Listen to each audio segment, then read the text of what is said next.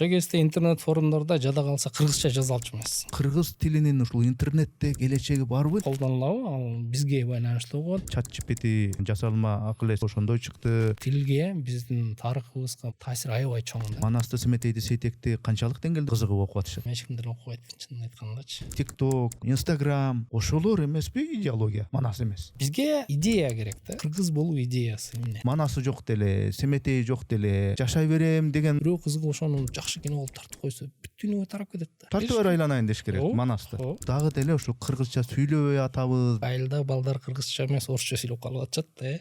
Кечке карап атып улуттук бир сезим деген болуш керек да. Ай, Улуу Орусия нааразы болот деп коркобуз да. Канчыбек Ташиев орусча карасында. Ана мындай орусча сүйлөбөйт да. Тиги мэр дагы Биз өтө эле эрки жок, коркок. Орустар эмне деп коет деп эле ушинтип коркуп отурган эл болуп калганбыз да. турмушунда колдонбогон кыргыздарды орусча сүйлөтүп көрсөң күлүшөт да көбүчө. Дүйнөнү өзүбүздүн тилибизге ылайык сүйлөп таанып жашаган бул биздин укугубуз да. 70 жыл бою биз кул болдук, моюнга алсак болобу? Сен ооздукту мондайынан жерге бекем байлап турган, ай сен колуңан эчтеке келбейт деп койсо.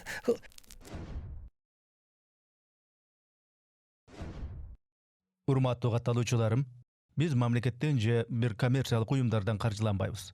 Мээнетибизди каржылай колдонуп калуучулар үчүн эсеп капчыктарды, номерлерди жазып койдук. Экинчиси, биздин ушул подкасттарыбызды 70% ашуун адам катталбастан болгону 30% катталып көрүшөт экен. Урматтуу достор, катталганыңыз, бөлүшкөнүңүз, жакса жакты деп басканыңыз биз үчүн маанилүү.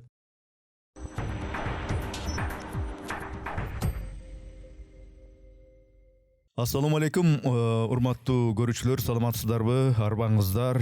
Биз кезектеги пикирлешүүбүздү, маектешүүбүздү, подкастты баштайбыз. Менин аты жөнүм Эрнес Кыяз. Кезекте биздин коногубуз бар. Мен дароо эле аны ким экендигин тааныштырып кетсем, Чоробек Саданбек. Арбаңыз, ассаламу алейкум. Бар болуңуздар. Эми бул киши ким? Дароо эле айтайын. Википедияны кыргызчалатууга салым кошкон инсандардын бири, өзү десем болот. Жападан жалгызы. Интернеттеги Google котормо сервисинде кыргыз тилин кошууга салымы чоң. Неге деле ушул кыргыз тил маселесин интернет аркылуу жаюуга мындай салымы чоң инсан келди. Анан мен билбеген да башка бир сыйыргалдар болсо, мен кечирим сурайм, сизди ушинтип тааныштырайын деп чечтим. Туура эле болду? Туура эле. Эми бирок мен жападан жалгыз эмесмин эми аженде.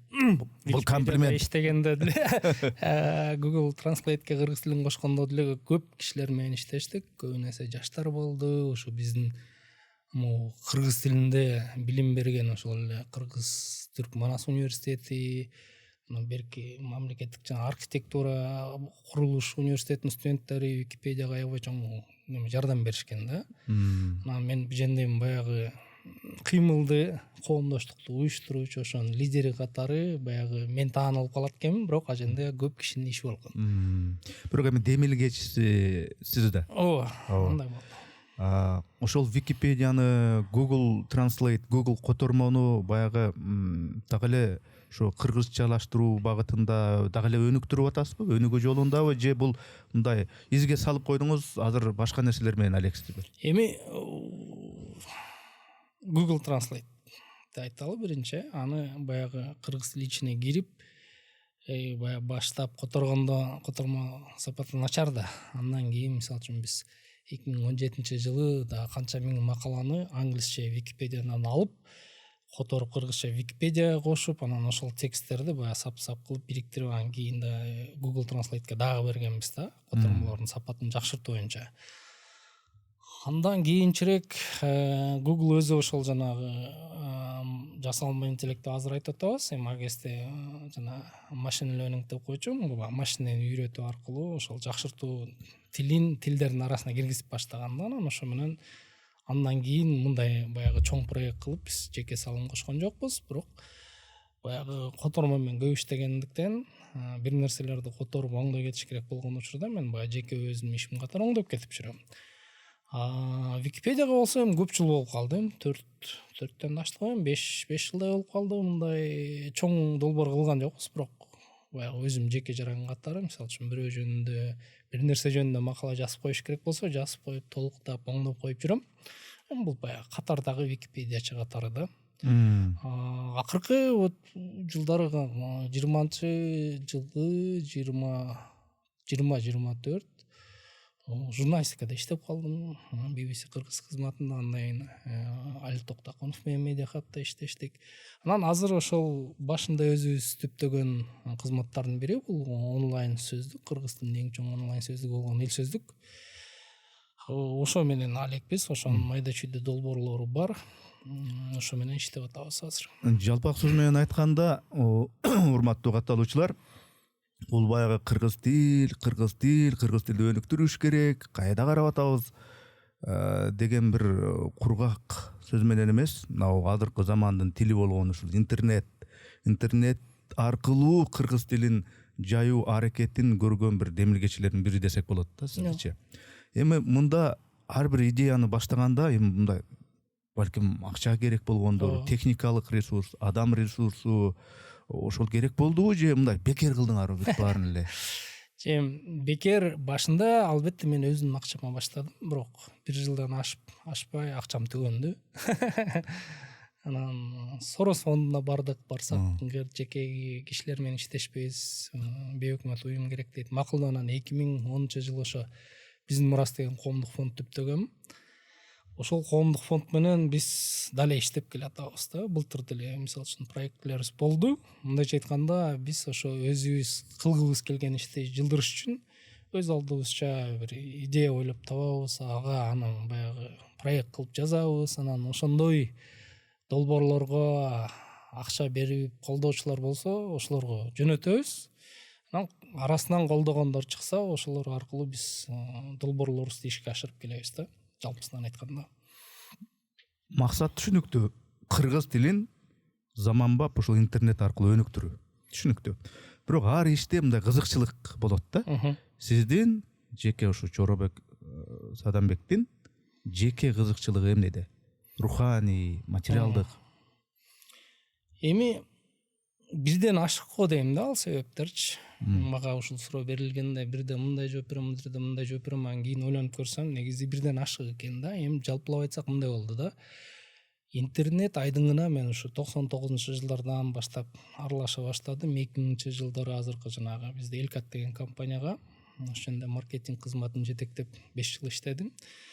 Ошол жылдар иштеп атканда интернет жаңыдан ба түркүрөп өнүгүп келаткан кезде. Интернеттен мен ушунчалык көп нерсе алдым да. Анан мен да интернетке өзүм бирдеме бергим келди. Бул бир жагы, экинчи жагы ошол Элкатта иштеп жүргөндө эле интернет дүркүрөп өнүгүп кыргызчасы такыр жок болгондуктан аженди кыргызча да өнүктүргүм келчү да. Кыргыз интернеттин кыргыз сегментин өнүктүргүм келчү, кыргызча сүйлөгөн. Анан мисалы үчүн Элкатта иштеп жүргөндө эле ошол жанагы voice over IP деп коет, жанагы IP телефония келбеди беле. Анан ошондо жана тияка кайрылыш үчүн бирди бас, бияка өтүш үчүн экини бас деген ошону AWR деген кызмат, ошону Элкат үчүн ошо кезде 2003-жыл болсо керек, кыргызчалап коштук да. Ойлогом баягы ал кызмат менен айлыктар көп колдонгондуктан жакшы колдонот го деп. Бирок кийин статистиканы карасак эч ким колдонбойт экен анычы. Дегеним ошо кезде эле ошо кыргыз тилинде интернет сегменти жакшы өнүкпөй атканына ичим чыкпай, бир чети ошо өзүм интернетке бирдеме бергим келип, баягы бала чактан өзүм алган кесибим боюнча мен тарыхчы болуп, анан ошондоги интернет форумдарга агеста курчу өтчү да. Маалымат аз эле да.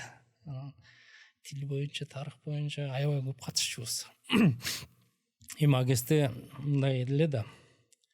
Жалпысынан баягы кыргыздын оруска чейин тили жок болгон, тарыхы жок болгон, бир кой кайтарып жүргүлө байкуш эл болгон орустар келип эл кылып койду деген неме үстөмдүк кылчу. Ошол кезде интернет форумдарда жада калса кыргызча жаза алчумайсың. Менимче сиз көрүп, балким катышып деле калдыңыз, анан кыргызча жазгысы келгенде ошондо кычылдашууга ызычуу болот. Анан жана Дизель форум деген жерден Актасторкон деген бир кички бутак ачтырып алганбыз да. Кыргыз тили анан ошондой мындайча айтканда биринчи жолу мындай эл көп отурган, мындай талкуулар жүргөн форум ошо болду го деп, Актасторкон болду го деп ойлойм. Анан ошол ак дасторкондо жүргөндө мен сыяктуу эле ошо кыргыз тилин, тарыхын жайылтыш керек деген балдар менен жолугуп достошуп калдык. Анан ошол жанагы биринчи долбоорубуз болгон биздин KG деген кыргызча китептерди агесте ошо мындай кейсиктерди Раматылык Жаныбек Жанзак чыгарып калган интернетке сканерлеп. Анан бирок китептер жок эле да. Биздин максат ошол мындай элге тарых боюнча, маданият, тил боюнча мындай билим алганга мүмкүнчүлүк ала турган китептерди чыгаралы деген ойдо элек да. Анткени жана форумдарда тартышканда сен муну айтсаң деле ал жок деп чыгат да. Жок, ал мисалы үчүн Бартальтта бар, Абрамзондо бар, биян кара, тиян кара деп айтасың да. Ал китептер интернетте жок эле да. Анан бизге да шилтемешибиз керек да, сөзүбүздү далилдешибиз керек. Анан бир чети ошол дагы болду да. Ошо баягы интернетте форумдарда аябай көп талашып күнү түнү отура берчү элек да. Жаш кезде анан ошо бир чети болду.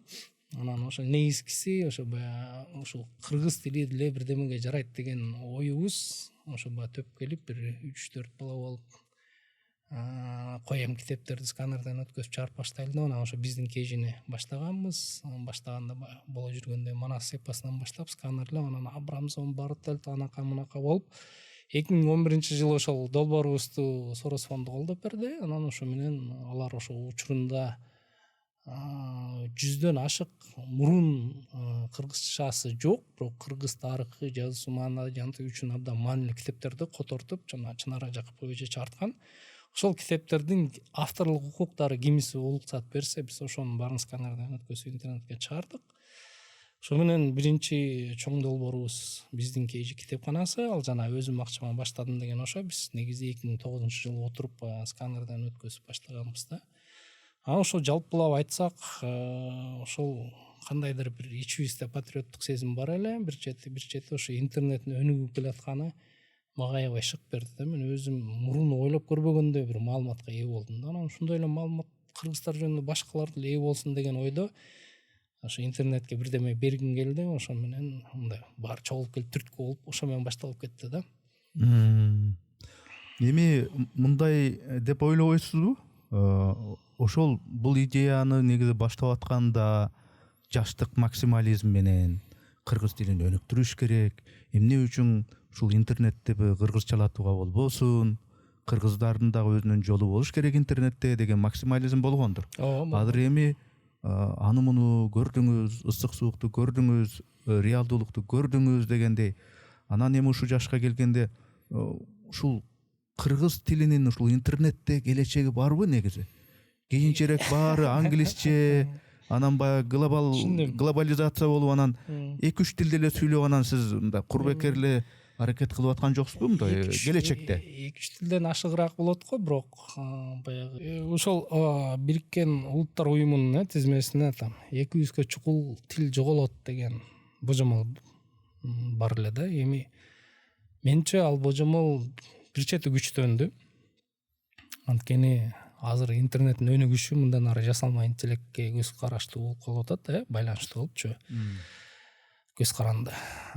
Ошондон көп нерсе мындай чечиле турган болуп атат да. Андыктан бир чети колдоно келгенде ажендем жасалма интеллекттин мындай корундагы маалымат азыр 80%-тан ашыгы англис тилинде да.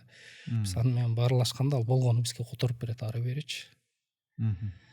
Анан андан азыр жасалма интеллекттин тыгылып калган неме болуп атат? Ага мындайча айтканда жана берилиштер, биз маалымат деп айтабыз, бирок туура айтканда берилиш болуш керек да. Мындай жеке маалымат эмес, мындай эндей маалымат кетет да.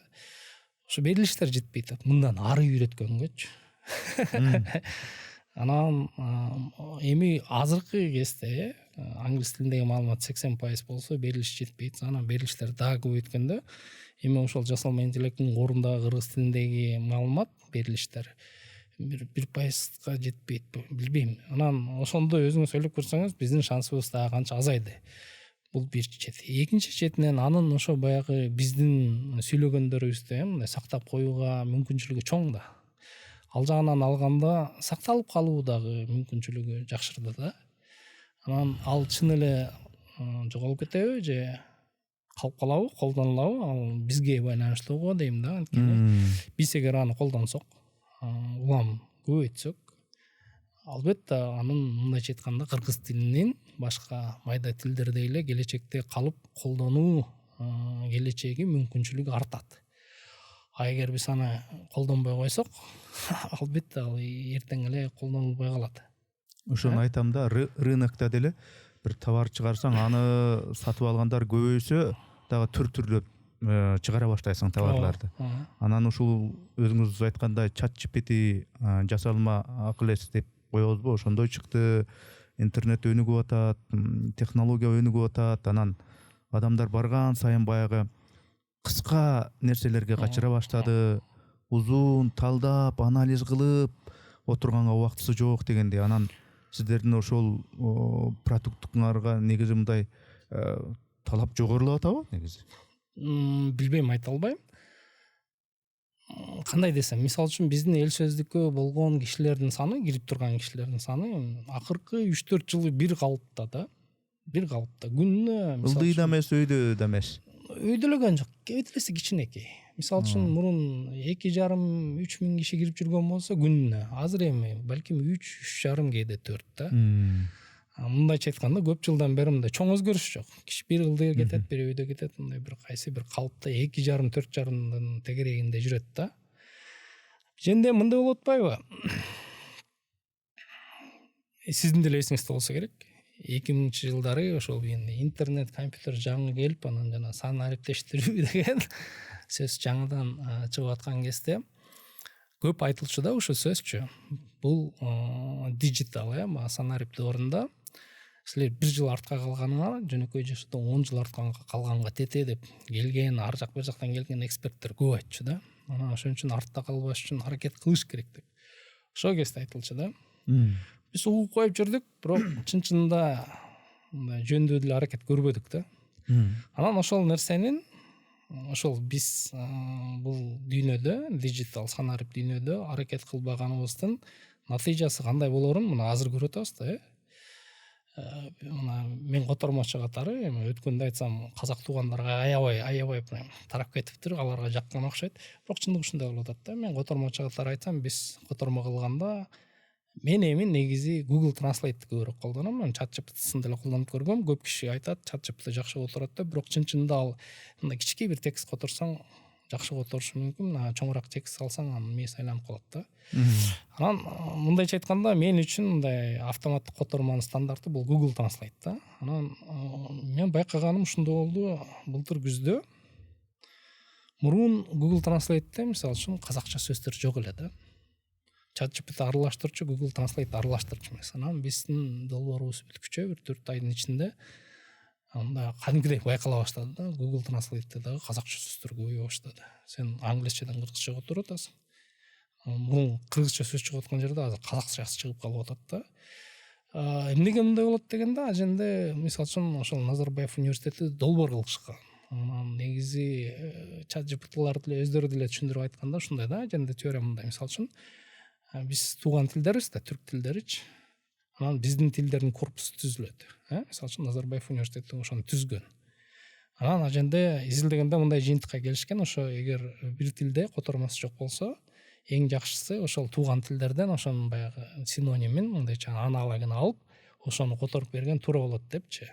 Анан ошондуктан аженде алгоритм ушундай, кыргыз тилинен таба албай калса, мисалы үчүн казак тилинен, өзбек тилинен, түрк тилинен издейт да. Анан эгер аларда бар болсо, ал ошону колдоно берет.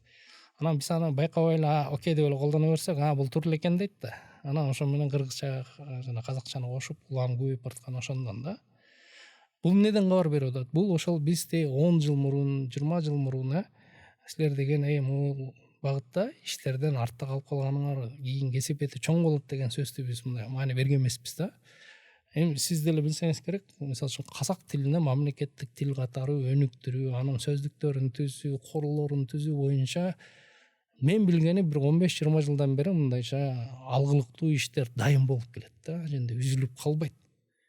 Мисалы үчүн айтып атпайсызбы, жанагы Назарбаев университетинде ошо неме боюнча жасалма интеллект изилдөө боюнча атайын институт бар. Институттун кылган иштерин карасаңыз, дээрлик баары казак тилине байланыштуу да. Мындайча айтканда алар бизден бир 5 жылбы, 6 жыл мурун ошол казак тилин өнүктүрүш үчүн кадимки эле суперкомпьютерлер сатып алып атайын институт ачып ажанге кишилерди иштеткен да. А бизде кандай болуп атат? Бизде олуп чолуп болуп атабыз да. Мисалы үчүн мен барып долбоор утуп алсам 6 ай 9 ай ашып кетсе 11 ай болот да. Анткени 12 айда сен отчет берип бүтүрүшүң керек. Анан бүтөт. Ошо менен бүтөт. Анан сен баягы балдарды топтоп, жакшыдан бир жамаат, коллектив куруп, анан жаңыдан иштешип калганда долбоор бүтүп калат да. Анан тарап кетет. Анан айтайын дегеним, мисалы үчүн биздин алдыда кыла турган ишибиз азыркыдай эле мындай олуп чолуп боло берсе, мисалы үчүн казактардын тексти көбөйөт, өзбектердин тексти көбөйөт, түрктөрдүкү андан көп. Англис тили менен такыр салыштырбай эле коелу. Анан өзүбүз колдонгондо деле орусча колдонобуз көбүнесечи. Бул эч кимге сыр эмес да. Анан ошонун баарын мындай бирге коюп келсеңиз, кыргыз тилинин келечеги кандай болот деген суроо кыйын эле болуп калат да. Бул доордо мындай да, эгер сен аракет кылбасаң, чынында эле 1 жылда мурун 10 жыл артка калчусуң. Азыр эми бул жасалма интеллекттин келиши менен аракет кылбасаң, мисалы үчүн 5 жылдан кийин 10 жылдан кийин кыргыз тилинин тагдыры кандай болот, айтыш өтө эле кыйын да. Анткени мындай да, биз азыр эми Google'ду колдонгонго караганда, мисалы үчүн ошо ChatGPT азыр эң популярдуу жасалма интеллекттин чат-боту болуп атат. Эми башкалар деле бар, бирок ошол баарыбыз ошондон сурайбыз да. Доктор бир дары жазып берсе деле кайра барып тигинден сурайбыз, ушул туурабы депчи. Дегеним, анын ChatGPT'нин бизге кылган таасири аябай зор да. Анан ChatGPT сизге кандай жооп берет? Анын корунда жаткан тексттерге байланыштуу. Анан ошол эле мисалы үчүн Манас эпосы жөнүндө бирдеме сурасаңыз, ал мисалы үчүн ким Манасты кыйын билет, ага байланыштуу эмес, ChatGPT'нин корунда эмне бар экенине байланыштуу болот. Анткени балдар ошол жактан сурайт. Анткени мисалы үчүн Манас жөнүндө видео жасаган балдар ошо ChatGPT'дан сурайт дегендейчи. Анан мындайча айтканда, ChatGPT'нин тилге, биздин тарыхыбызга, маданиятыбызга боло турган калыптандырчу таасири аябай чоң да. Эгер биз ал тарапта азыр мисалы үчүн азыркыдай эле мындай эч бир жакшылыктуу, алгылыктуу чоң долбоорлорду кылбасак, албетте отурабыз. Эми бул өкмөт кылчу жагын айтсак да, андан сырткары биздин өзүбүздүн жеке жоопкерчилигибиз бар да. Жанагы эмне үчүн казак тексттери менен кыргыз тексттери аралашып кетип атат. Мунун дагы бир мындай себеби бар да.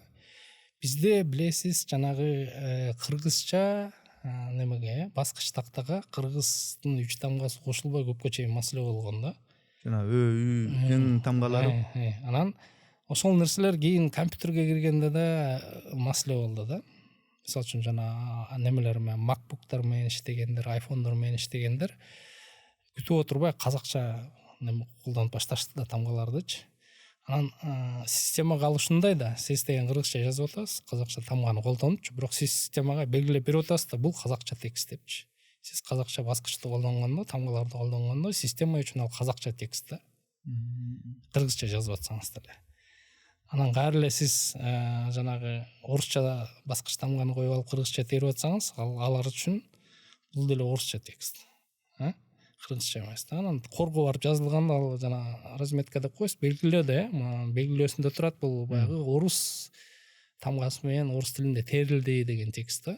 Анан тигин коруна ал орусча болуп кетет, казакча болуп кетет да.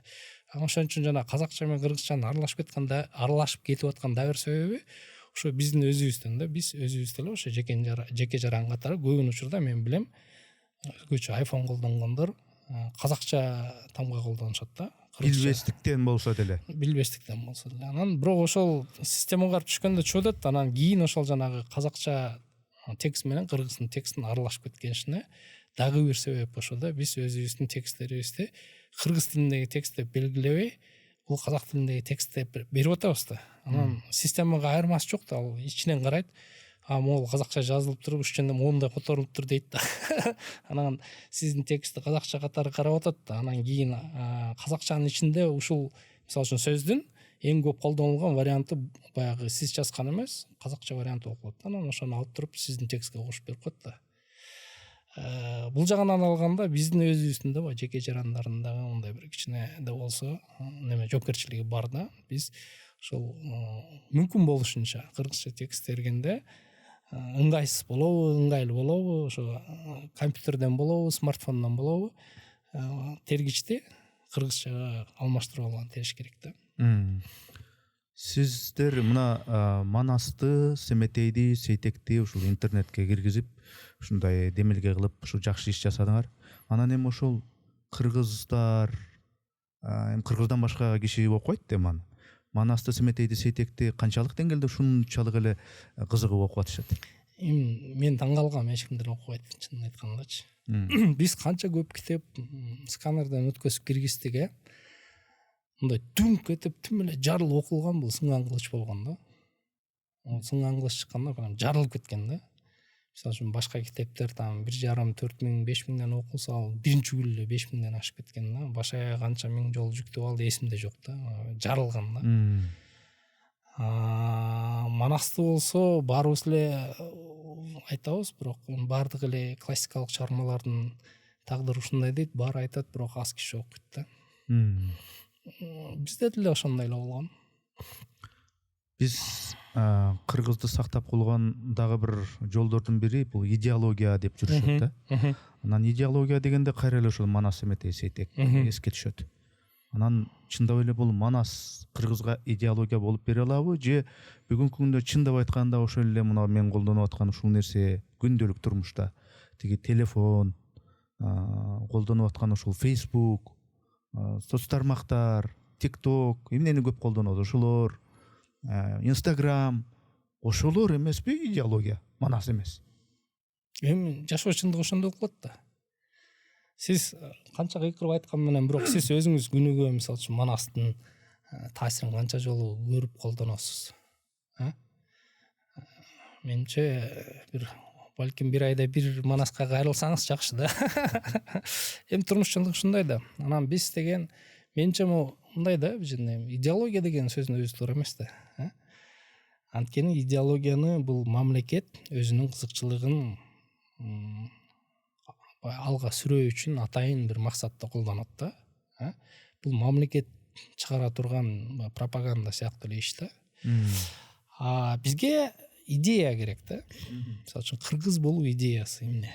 Анан менимче ошол кыргыз болуу идеясын издешибиз керек да. Анан мындай өтө чоң, өтө татаал, айтып коюп бирок эч ким аткарбай турган чоң идеяларды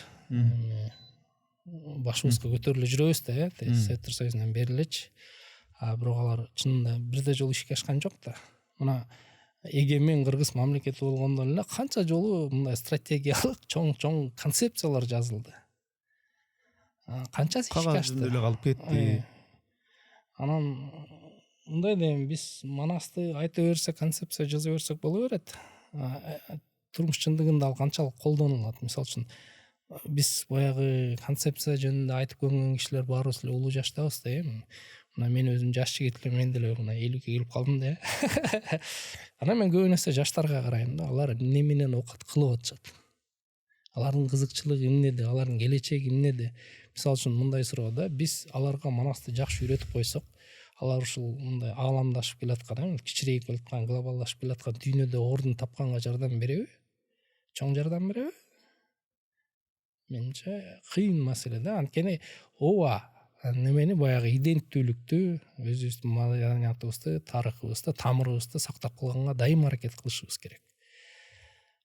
Бул жаман нерсе эмес, бул жакшы нерсе, бирок ошол нерсе бизди дагы алдыга чыгара турчу куралбы, же бул коргоно турчу куралбы? Менимче бул коргоно турчу курал да, биз өзүздүгүбүздү коргойбуз да, тарыхыбызды, маданиятыбызды. Эми мисалы үчүн корейлердей болуп, өзүбүздүн маданиятты дүйнөлүк аренага алып чыга алсак, бул сонун иш. Бирок мен жана жаштарга айтканым ушунда, жаштарга эмне керек? Менимче жаштарга бул ааламдашкан дүйнөдө өз ордун туура тапканга мүмкүнчүлүк берчү нерселер керек да. Ошол эле мындай англис тилин үйрөнүү, анан алар эмнеге умтулат?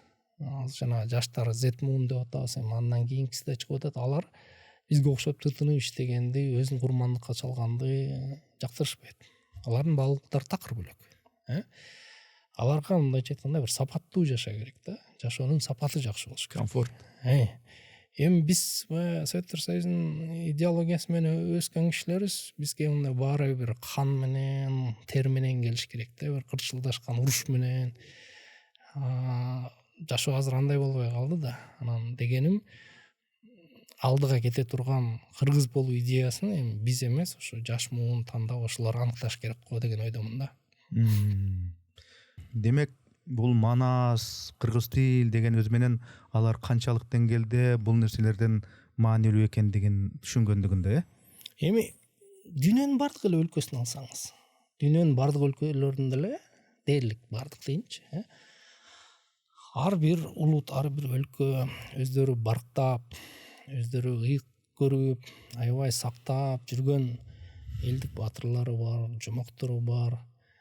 Анан бирок ошону өнүгүү куралы катары колдонушабы? Анткени күнүмдүк өнүгүү азыр аябай тез болуп атат да. Биз манаста көрбөгөн, укпаган нерселер болуп атат да. Анан биз идеябыз ошого жооп бере алышы керек да. Анан айтайын дегеним мындай мурастар, тарыхый мурастар ар бир калктын өзөгүндө бар. Алар аны сактап өнүктүргөнгө аракет кылат, бирок ошол эле нерсени кайра эле алдыга сүйрөп чыгып курал кылуу, баягы өнүгүү куралы катары колдонуу, сиз мисалы үчүн көп элдин идеологиясында билесизби ушундай мисалды? Мен мисалы үчүн билбейм да. Эми мисалы үчүн баягы жалпы неме катары бул батыш идеологиясында мисалы үчүн жана католик немесин эмес, чиркөөсүн эмес, протестанттардын идеологиясы азыркы капитализмдин баягы немесине, системасына көбүрөөк неме берген дейт да. Таасир берген, берип турат. Бул жанагы неме сактоо, сөзсүз баягы жегениңдин там 5тен 1 ушундай бир бөлүгүн сөзсүз үлүшүн бир сактап, кийинкиге калтырыш керек. Ошо менен жанагы капиталисттик сактап көбөйтүү идеясы ошондон жаралган. Ошол идеологияны тутунган өлкөлөр католик өлкөлөргө караганда көбүрөөк өнүккөн деген пикир бар. Бул жагынан алганда баягы жашоо концепциясы катары балким ал бардыр. Манасты болсо айтсак, ал ошончолук кабыл алынганбы? Айтыш кыйын да. Анткени биздин бүгүнкү күндө манасты кабыл алуубуз өзү талаштуу десек болот да. Анткени бир чети биз манасты аябай ыйыкташтырып атабыз. Бир чети карасак, мисалы үчүн мына мен Сагынбай жөнүндө көрсөңүз керек. Баягы видео тарттым. А кишинин өмүр баянын окусаңыз, а киши өзүн манас айтканда чыгармачылык катары эле кабыл алган да. Ооба, түш көргөн, аян алган, бирок ал өзүнүн манасын жараткан да. Ал ошону чыгармачылык катары кабыл алып атат да. Мына мен ошондой мисал келтирдим. Ошондой Леоморт Баатыр деп жүрөт. Бул карасаң Илья Муромец. Орустун немеси. Мына орус келди, алардын жомокторун уктук, анын баатырын коштук. Же болбосо ал жөнүндө Балтамат деп жүрөт. Бул жана Бонапарт, Наполеон. Ал жөнүндө кабар алдык, аны коштук. Анан жана ак параң мылтыгың деле мындай карап келсең, ошо паранги деген сөз, паранги бул негизинен франк деген сөздү билдирет. Бизге бараң болуп өтүп, анан бараң мылтык, ак параң мылтык дегенде бул Европа мылтыгы болуп калат экен да. Эми антип айта берсеңиз, эми сизге менче айтып деле беришкен көп эле жолу жана Саякбайга эле ошо манасты коммунист кылдырып ийетишташкан да, андай да аракеттер болгон да. Анан ошол аракеттин баарын жакшылап мындай илимий сын көз караштан алып карасаңыз, бул манасчылардын чыгармачылыгы да, манасчы. Алар өздөрү эмнени көрсө, эмнени билсе, эмнени мындай туура деп эсептесе, ошол нерселерди кошо беришкен. Алар аны чыгарма катары кабыл алышкан. Биз болсо бүгүн аны бир асмандан түшкөн ыйык текст катары кабыл алып, жашоого сиңирели деп атат. Мындай ыйык текст катары асмандан түшкөн нерсе эмес десең эле тепки алышчу болдук да. Анан ошо менен мындай алганда коомдун бир бөлүгү манасты бир ыйык текст катары кабыл алат. Мындай изилдеп көрсөң, а жөнүндө жөнөкөй эле нерселер жүрөт да. Эми окей, эл көп билбеген нерсени айтпай эле коелу. Мисалы үчүн эч ким талашпай турган эле нерсе, мисалы үчүн Саякбай Каралаевдин Семетейинде. Семетей 12 жашка чыкканда Темиркан тайтасы той өткөзүп атат. Ошол үчүндө Семетей Кокондун баатыры менен, балбаны менен күрөшүп атат да. Келем карап көрөлү, Кокон деген мамлекет. Мамлекет болгон эмес, хандык болду да. Кокон хандыгы качан пайда болду деп карап көрсөңүз, бул 18-кылымдын аягы, 19-кылымдын башы болот да. Эгер Семетей ошо Кокондун балбаны менен күрөшкөн болсо, ошо биз жана тарыхта билип жүргөн кишилердин бирөөсү эле баласы болуш керек да. Ооба. Кызыктай. Анан биз ошол нерселерди кабыл алып атабыз да. Кабыл алганда эми баягы мен деле бала кезде Манаста окуганда ошо Семетейдин тиги балбанын колун жүрүп алган окуганда деп эмоцияга келесиң. Бирок мындай изилдеп көрсөң, Кокон деген көчөк эле бижендеги мамлекет. Кокондо там хандарды алмаштырып жүргөн кишилерди көрүп атабыз. Хан болуп жүргөн кишилерди ким кандай чабышканын баарын эле окуп атабыз да. Анда эмне үчүн аженде Семетей жок? Анан мындай тарыхый көз караштан алып карасаң, жомок экени көрүнөт да. Анан ошондо мындай суроо пайда болуп атат. Алар бизди урушат, силер Манасты жомок деп баягы ыйыктыгын кетирип атасыңар депчи. Мен тескери айтат элем. Ошо Манасты асмандан түшкөн ыйык текст дегендер тескерисинче Манасты ошолор жомоктоштуруп атат. Анткени мисалы үчүн Сагынбай Манасчы өзүм мен жомокчумун деген да. Манасчымын деген эмес. Манасчы деген сөздү ошол эле Карасаев киргизген дешет. 30-жылдары биринчи жолу колдонулган да. Ага чейин жомок айткан кишилер мен жомокчумун дечи. Анан биженде маселе мындай да. Жомок бар, анан жөө жомок бар да. Биз бүгүн жомок деп мурун жөө жомок аталган нерсени айтып атабыз да. Чын-чынына келгенде ошол жанагы Советтер Союзу элдик чыгармачылыкка кийлигишип, аны ары бери буруп, сен андай айтпай, мындай айт, эми мындан ары жомокчу эмес, манасчы болосуңар деп аларды манасчы кылгычы, алар өздөрүн жомокчу дешкен да. Жомок айтышкан. Жөө жомок деп жана ойдон чыгарып калп айтып койгон нерсени айтышкан да. Албетте Манастын тарыхый өзөктөрү бар. Эл баягы жазма тил эмес, ооз-эки тил менен өзүнүн тарыхын, санжырасын сактап жүргөндүктөн анын кандайдыр бир тарыхый издери бар. Талашсыз нерсе. Бирок аны эми мындай ыйык текстке айлантып биз ошо менен жашашыбыз керек деген менимче бул ошо кишилер жомоктоштурат да. Биз идеология жөнүндө сүйлөшүп атабыз бул суроонун өңүтүндө. Идеология деген ошол эми баягы мамлекеттин өзүнүн айткан дегенин ушул адамдарына сиңирип жашатуу деген нерсе деп дагы айттыңыз. Негизи эле жана сөзүңдүн ортосунда айтып атасыз. Бүгүнкү күндө кыргызга эмне керек? Кийинки муундарга жакшы жашоо керек. Жөн эле бир мындай идеология да. Комфорттуу жашоо керек. Идея дейли. Кечиресиз, мына сөзүңүздү бөлүп айтып коеюн. Анан мен суроом, эми ошо кийинки биздин муундар, кийинки кыргыздар, келечек кыргыздары мен жашоомду кантип комфорттуу кылам, кантип жакшы жашайм деген идея болуп атат. Анан ошондой жашагысы келген адамга мисалы үчүн Манасы жок деле, Семетей жок деле, башка Чолпонбаев жок эле деле жашай берем деген мындай бир негиздүү бир нерсе пайда болобу дейм да. Муну моюнга алыш керекпи дейм да. Келде мисалдарга кайрылып көрөлү. Бүгүнкү күндө жанагы Marvel, Sarvel деген бир чоң студиялар мындай аябай чоң блокбастер кылып тартып аткан фильмдер, алар деле мифологиянын негизинде тартылат да. Мен сизге айтайын, мисалы үчүн ошол эле Тор жөнүндө, жана Один деген скандинавиялыктардын кудайы жөнүндө алар кантип жашашкан. Ошолор жөнүндө кинолорду бүгүн америкалыктар тартып атат. Ошол эле учурда Норвегия өзүн мындай бир биз Одиндин осуяттары менен жашаган дүйнөдөгү мындай аябай кыйын калкыбыз деген жок. Жашайбыз деп атат. Жөн эле жакшы жашагыбыз келет деп атат. Бирок ошол эле учурда маданиятына көңүл буруп, ошо Один жөнүндө жомокторун жаздырып калтырышкан, бирдемелер чыгарышат, ошолордун негизинде кандайдыр бир жаңы чыгармалар чыгат. Анан ошентип маданият сакталып калып калса, балким кыргыз бала, кыргыз кыз эмес, балким Америкадан, балким Япониядан, дүйнөнүн бир өлкөсүнөн биз күтпөгөн жерден бирөө кызыгып калат. Анан келип туруп Манасты дүйнөлүк деңгээлге танк деп чыгарып койсо. Биз ошону каалап атабыз да.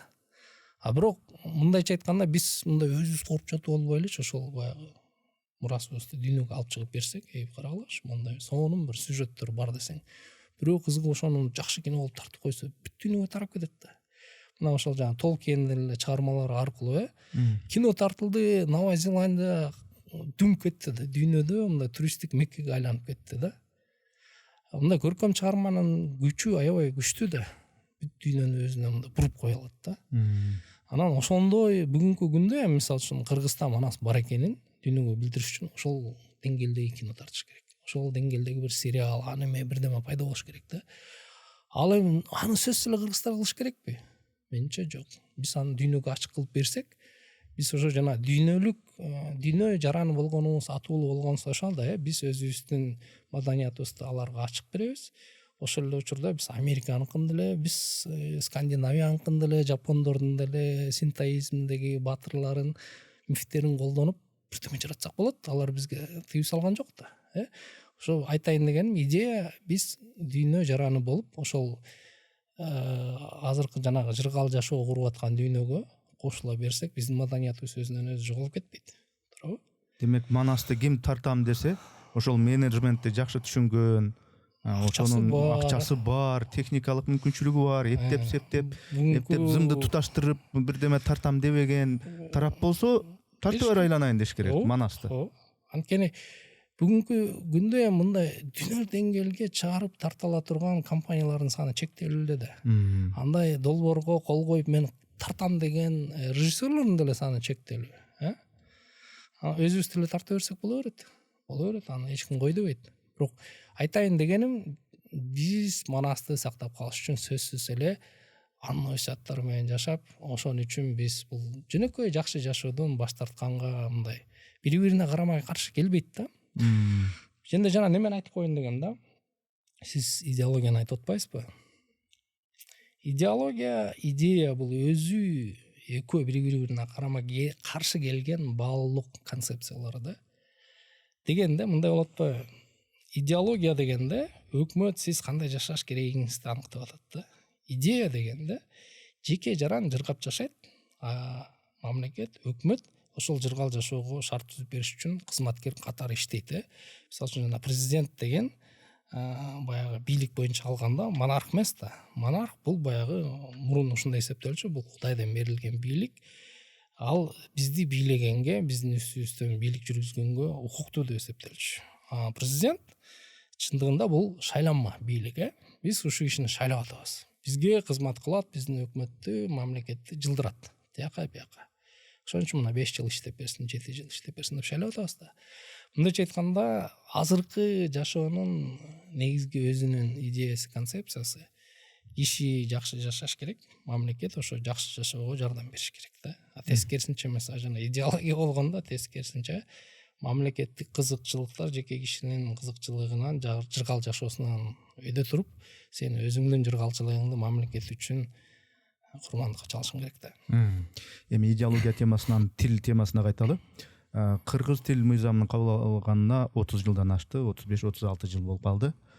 Жыл сайын эле баягындай иш-чаралар болот, сахналарда, мектептин сахналарында ошондой бир интермедиаларды аткарышат, калпактарды кийип алышат, декламацияларды, ырларды айтышат дегендей.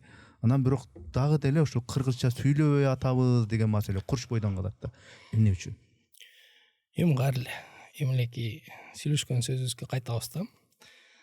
Балдардын тилин азыр ким чыгарып атат? YouTube чыгарып атат да, TikTok чыгарып атат. Айылда бир орус жок, айылда балдар кыргызча эмес орусча сүйлөп калып атышат да. Кечке карап атып. Анан жанагы сурооңузга бул жообу ушул эле да. Эмне маанилүү дегенчи, булардын таасири чоңбу же Манастын таасири чоңбу? Сиз чылкы кыргыздар жашаган айылда балдар орусча сүйлөп калып атат да. Демек биз ошого көңүл бурушубуз керек. Эгер биз балдарыбызды кыргызча сүйлөп калсын десек, демек биз технологияларга көңүл бурушубуз керек экен да. Анткени интернетте, ошол эле Facebook'та болобу, эми жаш балдар Facebook'ка кирбейт деңизчи, мисалы үчүн ошол YouTube'да, YouTube Kids, там башка платформаларда алар көрө турган кыргыз тилдүү кызыктуу, бизде эми жөн эле акча деле берип бирдеме тартып жүрүшөт. Негизгиси алар ошо артынан кубалап түшүп көрө турган мультфильмдер барбы? Кеп ошондой болот го. Өзүбүз чыгара албасак мейли. Ар бир өлкөнүн, ар бир неменин андайга балким мүмкүнчүлүгү жоктур. Жок дегенде ошону биз баягы урдап албай, мындай автордук укугун сатып алып, кыргызчалаштырып койсок болот, ага акча жетет дейм. Демек, кептин баары өзүбүздө экен. Мисалы үчүн Токтогуладан түшүрүп коебузбу, Исановадан түшүрүп коебузбу деп Токтогул да негизи. Исанов да. Анан Токтогула эмес да. Анттырып аткан ким? Орустар келип ошентирип атабы, же Путин ошентирип атабы, же болбосо башка көйгөйлөрүбүз бар. Өзүбүздүн балдарыбызды орус бала бакчага көбүрөөк беребиз, анткени кийин тың жашасын деп. Башка бир ресторандарда, кафелерде девушка можно деп биз өзүбүз айтабыз. Анан муну орустар кылып аткан жок, кеп демек өзүбүздө го, Негизи өзүбүздө. Өзүбүздүн саясатыбызда деле, жеке жаран катары мындай турумубузда дегендейчи. Кантип ошентирбей койсо болот эми? Мисалы үчүн өзбектерде, тажиктерде болмаса эле жок да. Кантип биз ошол нерсени кыргызча айт деп, кандай ыкмалар аркылуу ошону мындай кыргызча айттырабыз? Анын бир улуттук бир сезим деген болуш керек да, деп айтабыз. Бирок эми андай болбой атат да. Ошо неге мындай боло берет? Ким ушуну, мамлекетпи же биз ар бирибизди жулкулдатышыбыз керекпи же кандай? Менимче бул биз үчүн, кыргыз коому үчүн башка тарап кеткен советтик республикаларга караганда негедир узагыраак жолду талап кылып калды да. Анткени мисалы үчүн бир учурда мен орус тилин жана расмий тил макамын алып салууга каршы болчумун. Неге дегенде, бизде ошол кол коюлган эл аралык документтерби, юридикалык документтердин мыйзамдардын кыргызча варианты жок эле да. Орус тилиндеги документтин сен расмий макамын алып салсаң, кыргыз тилинин немеси жок болсо, документи жок калып атпайсыңбы? Анан бирок дегеним, андан бери 30 жыл өттү. Мына күтүп келатабыз. Эч нерсе өзгөрбөйт экен. Мисалы үчүн азыр эми мен ал көз карашымды өзгөртөм, ал эле салалы деп атам. Алып салганда деле бир чети жанагындай эми мен орус тилинде сүйлөгөнгө укугум бар деп эле кашай эле орусча сүйлөп туруп алгандарга тоскоолдук болот экен да. Ошол жагынан караганда деле эми алып салсак болот. Анткени биз эми жамандыр жакшыдыр документтерди кыргызча түзгөндү үйрөнүп калдык. Мыйзамдарды мурун орусча жазып кыргызча которсок, азыр эми тиги немеде өкмөттүн аппаратында иштегендерге ишенсек, азыр немелердин мыйзамдардын долбоору кыргызча эле жазылып калыптыр да. Андыктан азыр алып салсак болот. Бирок эми мунун баягы саясий немеси бар жагы, там улуу Орусия нааразы болот деп коркобуз да. Болбосо азыр мына алып салса бардык негиз бар. Эмне үчүн өтө албай келатабыз? Менимче мындай жалпысынан алганда өзүбүз тилдин мындай улуттук кандай десем өзгөчөлүгүбүз, позициябыз ушундай го дейм да. Анткени мен көп эле кишинин өзүнө деле айттым. Мисалы үчүн бизде акылдуу кишинин баары орусча сүйлөйт да. Ушундай акылдуусуң, сенин акылыңа суктанам, бирок ошол сенин акылың кимге иштеп атат? Сен орусча сонун сүйлөгөндө, окей, мен түшүнөм орусча.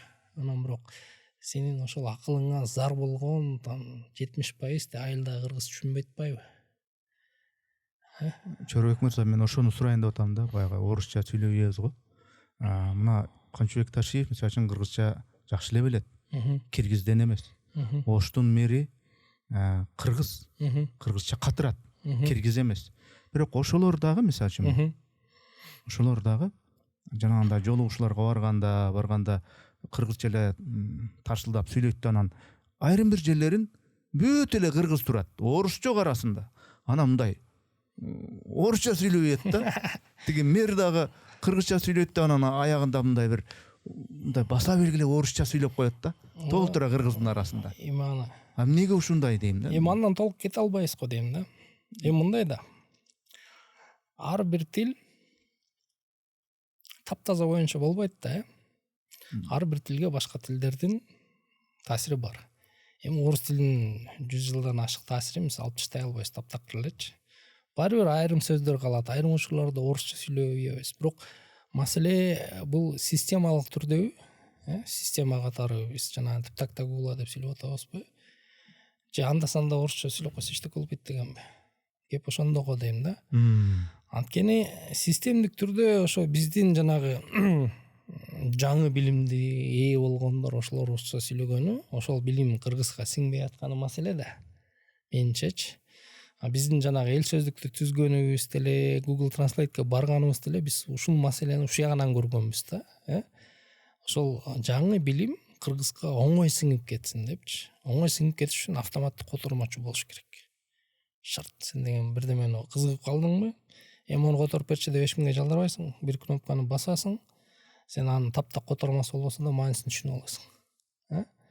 Биздин мисалы үчүн Google Translate'ке барган маселебиз ошол болгон. Ошол эле сөздүктөрдү жыйнаганыбыз ошол. Сен билбей калдыңбы? Сөздүктөн карап ал. Мындайча айтканда биз киши өз алдынча кыргыз тилин өздөштүргөнгө, ошо билген деңгээлин жогорулатууга шарт түзүү болгон да. Анан эми биженде мыйзам билбейм. Менчи өзүбүздөн биз өтө эле мындай кандай десем, эрки жок, коркок мындай. Ушуну орустар эмне деп коет деп эле ушуну коркуп отурган эл болуп калганбыз да. Мисалы үчүн айтсак жанагы ошол АЭП боюнча көп мыйзамдарды биз жана синхрондоштурдук да. Анан ошол иштерге катышкан бир тааныш айтат, эгер казактар болбогондо дейт, биз такыр эле жатып калмакпыз дейт. Казактар өзүнүн кызыкчылыгын коргоогуча орустар менен тең ата сүйлөшүп, мыйзамдарды өзгөртүү киргизип, кай бир деңгээлде кызыкчылыктарды, жалпы кызыкчылыктарды анын ичинде кыргыз тарыхында колдоп кетишти дейт да. Мен көргөндө мындай да, орусча бир документ келсе, биздикилер талкуулабайт да. Хоп деп эле макул ала беришет да. Анан бул кантип калыптанган, кантип кетиребиз, мен билбейм. Мен бир кезде ойлогом, билем депчи. Бир кезде ошо белсенип ушул иштерди кылганбыз. Жок, ошо кеп азыр тилден дагы, идеологиядан дагы башка нерсеге өтүп атабыз да. Ошол кыргыздын ичиндеги мен орусча сүйлөсөм болбойт, орусча сүйлөсөм мындай акылдуураак көрүнөм дегендейби, ишенимдүүрөөк көрүнөм дегендейби, ошондой сезим кайдан жүрүп пайда болгон? Ошол эле өзбектер, тажиктер орусча сүйлөгөндө акцент менен сүйлөсө, девушка десе алар күлбөйт, өзүнүн тилине жатыктырып. Девушка деп мындай айтпай деле койсо болот да алар үчүн. Биз кыргыздарда девушка десең күлөт да, мындай орусча жакшы сүйлөй албайт экен депчи. Бул эмне болгон сезим да, мындай жалкып калганбы, үркүндөн калган, анча-мынча жанагы бир мезгилдер болгон, бала сыйлап атканда орус келатат деп корккон замандар болгон. Ошондон калган бир мындай басынуу же мындай кошоматчылык. Билбейм. Антейин десеңиз, мына казактар ашарчылыктан өттү да. Бизден көп кырылды. Украинда мындай жасалма түрдө голодомор деп элди деле ашарчылыктан кырышты. Аженге апарып орустарды отурукташтырышты алардын региондоруна. Негедир алар сынып калган жок да, алардын өлгөн кишилердин санын карап көрсөңүз биздикинен көп да. Ооба, биз да репрессияга кабылдык, үркүн болду, качтык дегендейчи, бирок билбейм, айта албайм. Мен негизи бул суроого көп эле ойлондум да, бирок мындай так жообун тапкан жокмун. Анткени мындай ошентип жана жүрөгү өлүп калды деп айтайын десең, биз сыяктуу эле бизден да көп ал учурда кыргынга учураган элдер болду. Мисалы үчүн эле кийинки тарыхты алсаңыз эле ошол чечендер 2 жолу согуш ишти 90-жылдан кийин. Алардын деле орусча сүйлөп кеткенин көргөн жокмун. Орустан коркупчу. Биженде мындай бир бул эми көбүнчө мындай кичине философиялык маселе десек болот да. Неме дейт да, тил бул сен бул тегерек четиңде дүйнөңдү жөн эле сүрөттөбөйт дейт да. Тил ушул дүйнөнү жаратат дейт. Анткени сен бул нерселерди кандай сүрөттөйсүң, ошого жараша бул дүйнө менен мамилең өзгөрөт да. Анан мисалы үчүн бир талуу, бир кыйын, катаал чечим кабыл алыш керек болгондо, мисалы үчүн сен өз тилиңде ошол маалымат берилсе, сен ал чечимди аябай абайлап кабыл аласың да. Биженде жана немени көп мисал келтиришет, жанагы вагонетке баратат, астыда бир киши, биягында оңдо бир киши, солдо 5 киши, Анан сен чечишиң керек, кимисин сүзүп кетип, кимисин аман алып калыш керек. Ушул дилеммалык ушундай чечимди койгондо, мисалы үчүн ошол суроо өзүңдүн эне тилиңде эмес башка тилде берсе, сен жакшы билгенде эле бирок башка тилде берилсе, сен мисалы үчүн там окей тиги семиз кишини ыркыта сүзүп, андан ары өтүп кетип 5 кишини сактап калам деген чечим кабыл алыш оңой болот экен да. Муну изилдөөлөрдүн негизинде айтылган нерсе да. Эгер ошол эле суроону сен өзүң эне тилиңде берсе, сен анчалык оңой неме чечим кабыл ала албайсың да. Анткени баары өзүңө жакын да, өзүңдүн тилиңчи. Анан айтайын дегеним, мисалы үчүн биздин тилде жанагы сырттан келген сөздөр орус тилинин нормасы менен жазылат деген эреже деле бар да. Ошон үчүн биз деген мисалы үчүн Мюнхен деп жаза албайбыз да. Анткени Мюнхен деген сөз бизге орус тили аркылуу кирген деп эсептелинет да, анан ю менен жазылат. Же болбосо компьютер деп жаза албайбыз. Анткени ал деле сөз эмнегедир орус тили аркылуу кирди деп ошо орус тилинин ченеми менен жазабыз. Анан ошондо көз караштан алганда биз дүйнөнү тааныган, бизди билген тил, биздин дүйнөбүз жаратып аткан тил мындай өзү мындай тили буулуп мындай бир немеде ооздукту алып турат да. Анткени тил өнүгүш үчүн ал башка тилдер менен алака курушу керек. Мамлекеттик тил катары кыргыз тили алака курушу керек. Алака курат деген кандай? Сен барып англис тил менен түздөн түз маалымат алмашасың. Индустар менен болобу, кытайлар менен болобу. Анан бирок ошол биз алаканын баарын эле кайра расмий тилге салганда бүт эле кайра эле орусча аркылуу болуп калат атпайбы? Анан ошондо деле мындай илинчек турат да, биз башка элдер менен не кылбасак деле мындай орус аркылуу кирип чыгабыз да. Дүйнөбүздө бар да ошол нерсени биз өзүбүз деле байкабайбыз. Анан биз ошол дүйнөнү таанып атканда ошол орусча сөздөр менен сүйлөгөндүктөн биз могу көмөкөйүбүздөн чыккан ыргакты бузабыз да. Жана сиз айткандай девушка деп айтсаң күлөт деп анан девушка деп анан үнүбүздү өзгөртүп атпайсызбы? Ыргагыбызды өзгөртүп атабыз да. Аны биз өзүбүз деле байкабайбыз да. Байкабайбыз. Анткени мына ошол эле жанагы азыркы ушул эрежелер кирип атканда деле ошол эле тыныстаңыздар, салгылашкан да ошо кыргыз тилинин сингармонизм, сингармонизм дегенде бул үндөштүк мыйзамы да. Ошону сактап калалы, жаңы орфографияны ошонун негизинде кабыл алалы деп анан ошон үчүн талашып жүрүп атылып кетишкен да кишилерчи. Анткени сиз окусаңыз керек, мына ошол биринчи кирилликтин жаңы эрежесине чейинки чыккан жазма тексттерди карап көрсөңүз, Илелин, Кеминизм, трактор деп эле собственно жазышчу да. Трактор дебестен эле. Трактор деп эле жазышчу, аптыр деп эле. Себеби айылдан ушу бүгүнкү күндө деле айылдагы кыргыздарды орусча сүйлөбөгөн, турмушунда колдонбогон кыргыздарды орусча сүйлөтүп көрсөң, ошондой акцент менен эле айтат. Анан бирок күлүшөт да көбүчө. Бирок бул табигый нерсе да. Биздин могу жердеги үн чыгарган аппаратыбыз ошондой болуп бизге өттү да. Биздин мындайча айтканда генибизде бар деп айтсак болот да. Биз ошого ыңгайлашып миңдеген жылдар сүйлөгөнбүз. Жана эле мисал келтирип аткан ушул Леаморт, Балтамат ошол эле Европанын сөздөрүн кыргызга ыңгайлаштырып алып атат. Мындай мисалдар толтура, ошол эле бөтөлкө, там дагы эмне бар, үстөл, ошентип эле алышчу да. Анан ошол нерсеге чек коюлду да. Биз ошол чектен азыр чыга албай атабыз да. Эми мисалы үчүн ошого биз кайтсак сөзсүз эле биз өзгөрүп сонун болуп кетебиз деп айтпайм, бирок бул биздин табигый укугубуз да.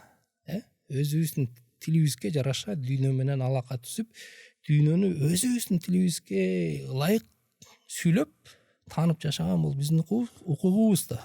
Эмнеге колдонбошубуз керек? Бул айланып келип эле аргасыз жана кул мүнөздүк деген нерсени айттырганга мажбур кылып атат да. Эч ким сен менин кулумсуң дебейт, бирок өзүң ошо кул болгуң келет да. Анан бала чакаңды кичинекейинен баштап орус бала бакчага бергиң келет.